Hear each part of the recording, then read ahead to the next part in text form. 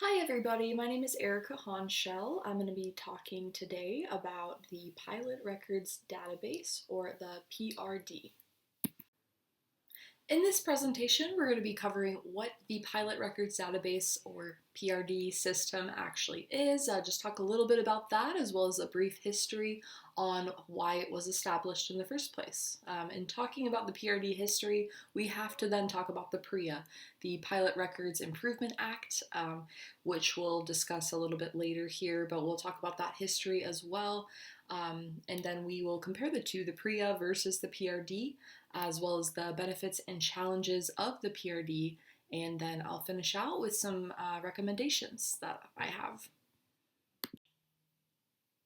So the Pilot Records Database is pretty much exactly what it sounds like. It's a Pilot Records database, but it is a centralized electronic database that's managed by the Federal Aviation Administration, or FAA.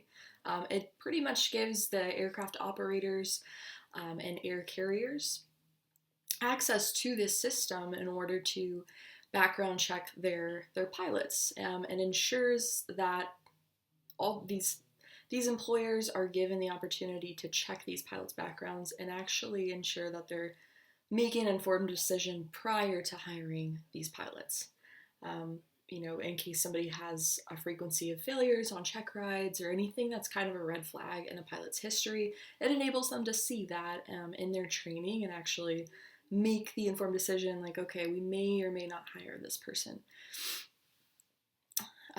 But it replaced the PRD replaced the old PRIA system, the Pilot Records Improvement Act of 1996. It was a pretty outdated system, and so I believe in 2012 they actually started implementing the PRD and starting to get that process started so that it could be fully enacted. So the Pilot Records database, in comparison to the PRIA, actually is a lot more comprehensive in what data it actually collects and keeps on the pilot. So it collects, of course, their name, their address, medical certificate information, like such as date of issuance, class, as well as what types of certificates and ratings that pilot has.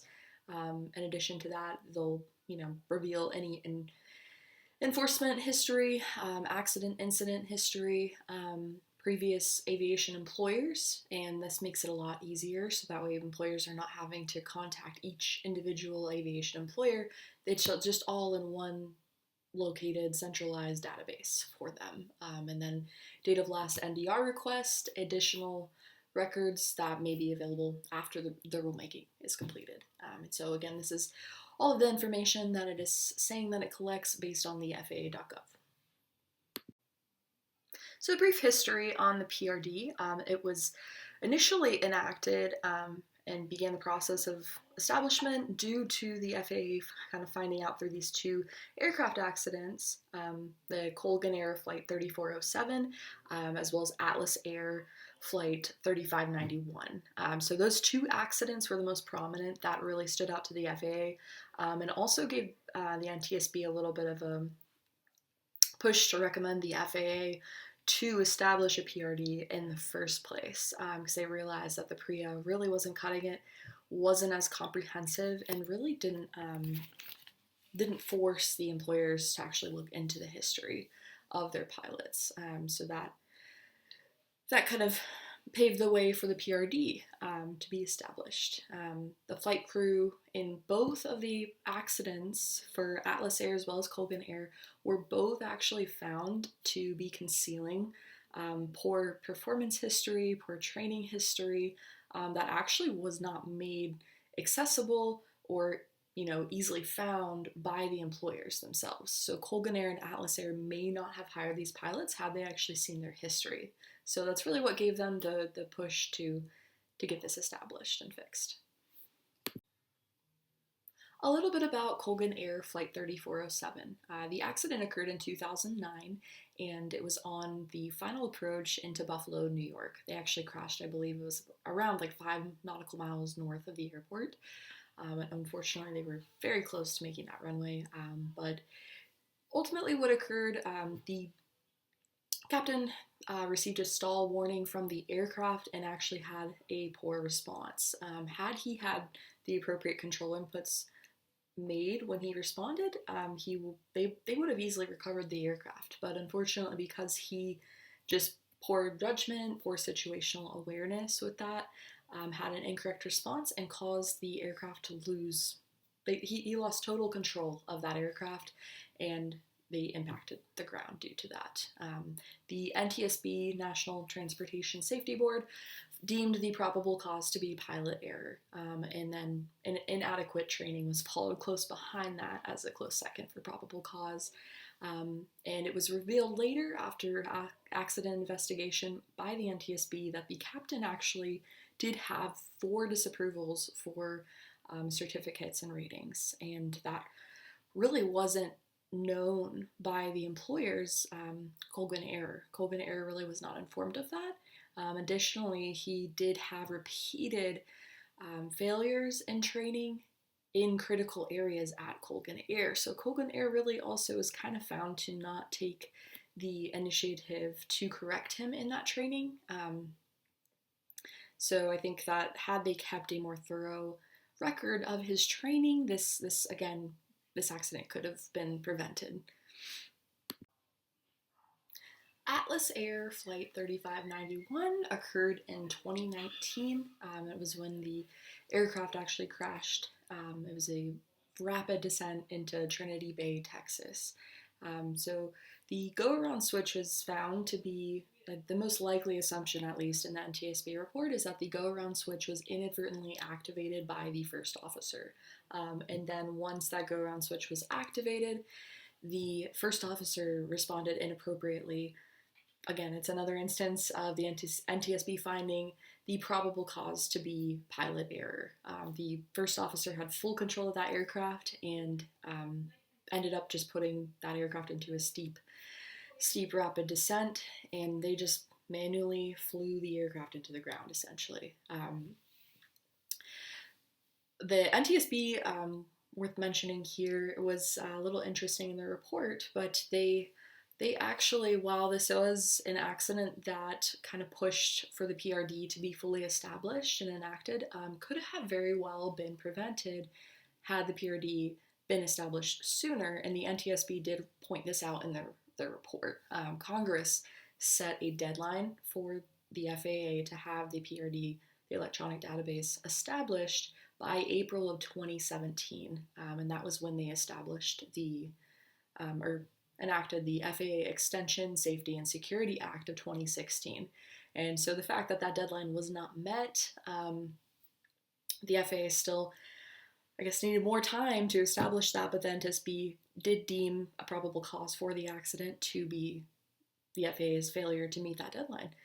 So interestingly enough, had the PRD been established sooner, in 2017, this accident in 2019 could have very well been prevented, because we would have seen that the first officer had been intentionally concealing previous failures at previous employers, and he intentionally deceived Atlas Air by not revealing that he had training difficulties, repeated training difficulties,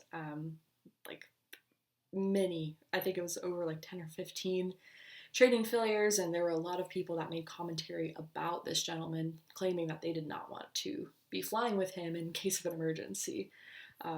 So definitely think, again, this could have been prevented had the PRD been in place sooner. In talking about the history of the PRD, we have to talk about the PREA, the Pilot Records Improvement Act of 1996. The PREA was the precursor for the PRD, so the PRD is the new and improved version of PREA, essentially.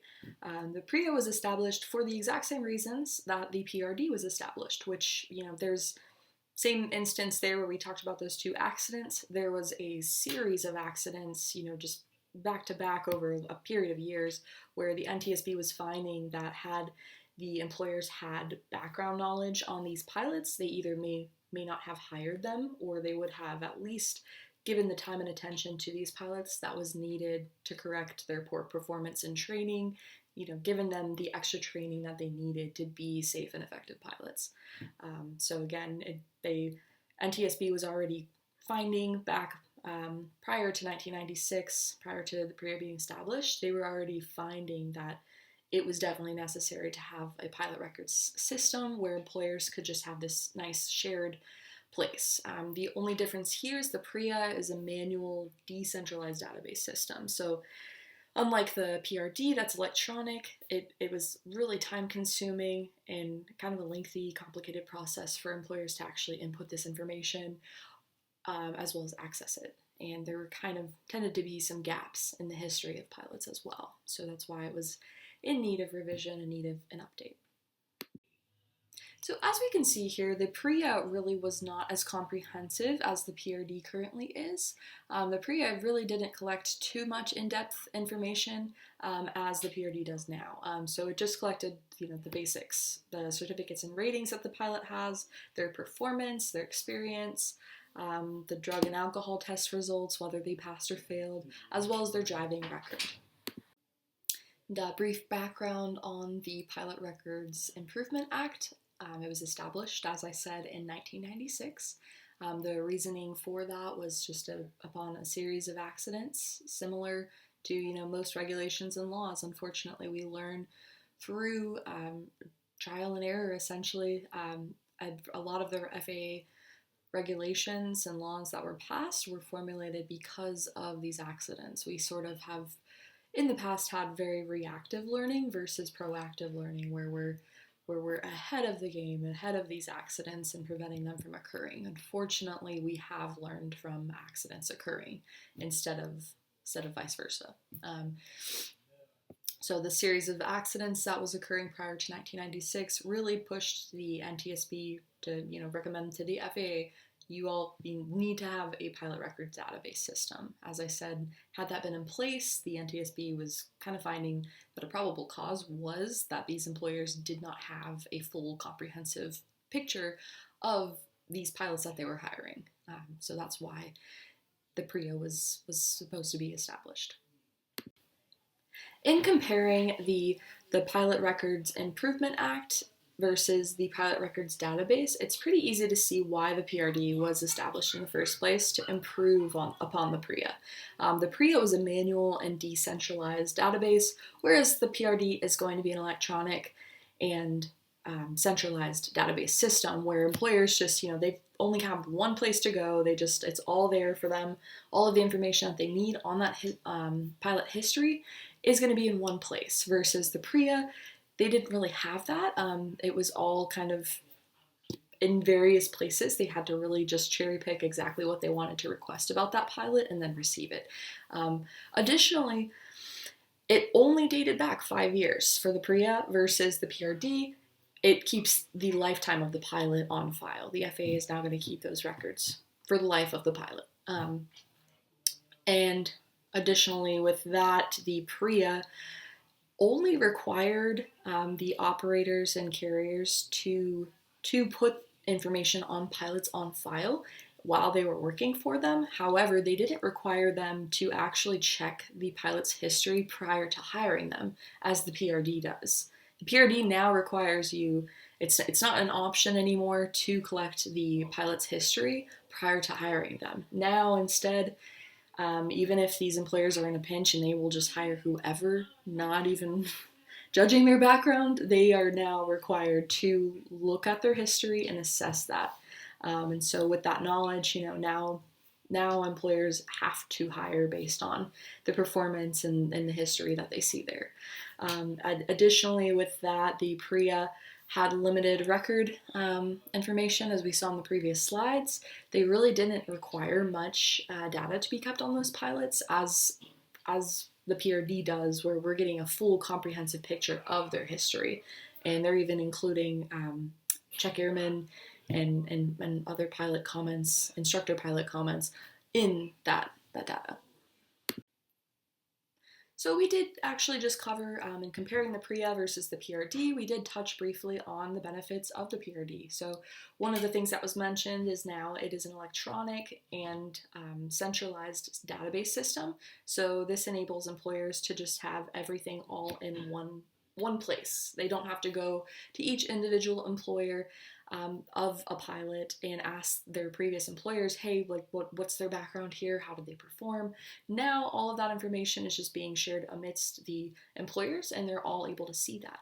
Additionally, the employers not only can see that, but the pilots themselves can actually see the information that is given to their employers in the PRD system. They have full access to that system, and if they see anything that might be inaccurate information or incorrect information, they can see that, and they have the opportunity to correct it as well.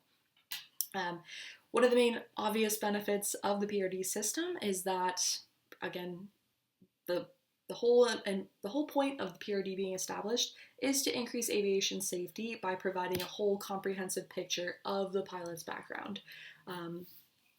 Again, there were a lot of accidents that occurred because these employers did not have their training performance. They didn't know that these pilots were struggling and had all of these various red flags that could have prevented them from being hired.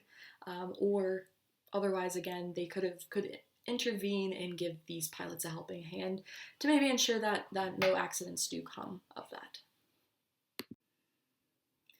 There are many concerns that pilots, operators, and air carriers, anyone in the industry does have about the pilot records database.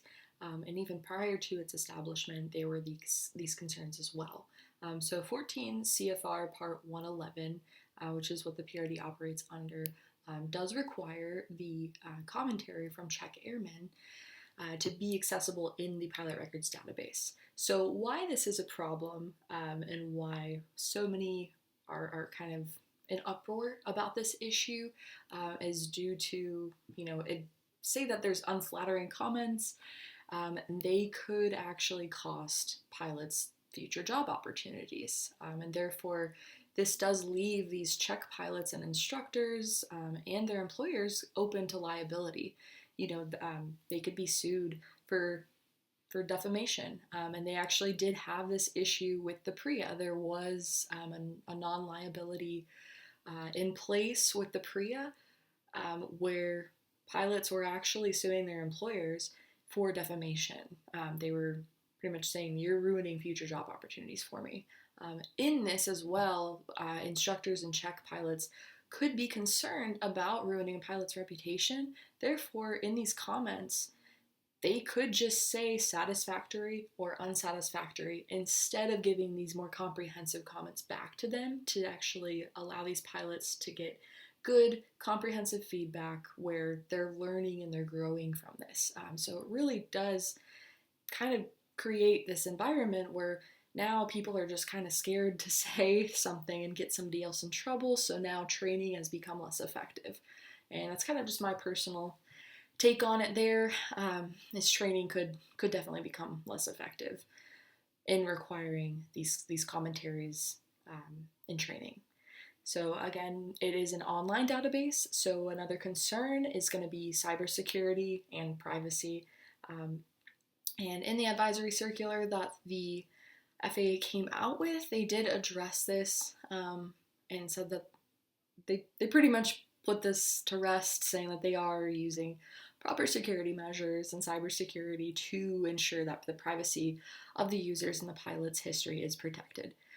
So again, there's issues that I talked about earlier, which is misuse of the system and then publishing fraudulent information into the PRD system that negatively impacts these pilots.